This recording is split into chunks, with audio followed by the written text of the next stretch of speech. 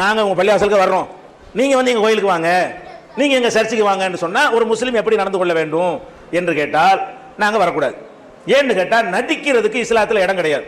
எந்த ஒரு மனுஷனையும் நம்ம ஏமாற்றக்கூடாது. நம்ம கொள்கை என்ன கொள்கை வச்சிருக்கிறோம்?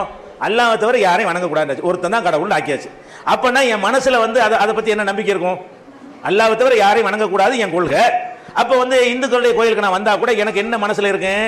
இதை வணங்கக்கூடாது அப்படின்னு நம்பிக்கை இருக்கும்.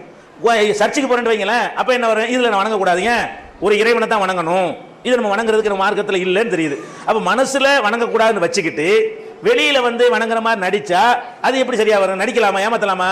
இந்துக்களுக்கு ஏன் அந்த சங்கடம் இல்லைன்னு கேட்டால் அவங்க வந்து இந்த சிவனை தவிர யாரையும் வணங்கக்கூடாதுன்னு அவங்களுக்கு சட்டம் இல்லை. சட்டம் இருந்து அவங்களும் பள்ளிவாசல் வரமாட்டாங்க.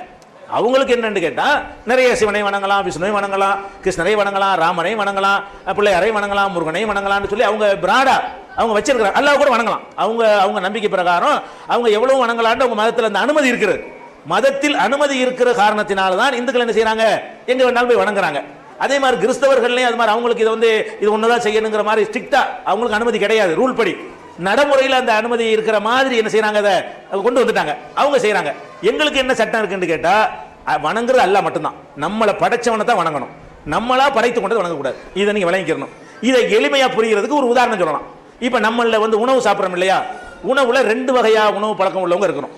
சில பேர் வந்து சைவ உணவு பழக்கம், சில பேர் வந்து அசைவ உணவு பழக்கம். அசைவ உணவுக்காரங்க என்ன செய்வாங்கன்னா ரெண்டையுமே சாப்பிடுவாங்க. சைவ உணவுக்காரங்க ஒன்லி சைவம். அசைவ உணவுக்கு அர்த்தம் என்னன்னா அசைவம் அண்டு சைவம் தான் அர்த்தம்.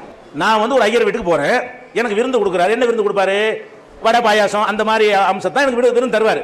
எனக்கு பிரியாணி தரமாட்டார் அவர் சாப்பிடாத காரணத்தினால அவர் எதை சிறந்த உணவு நினைக்கிறாரோ அதை வந்து எனக்கு விருந்தா தருவார். நான் சாப்பிட்றேன்.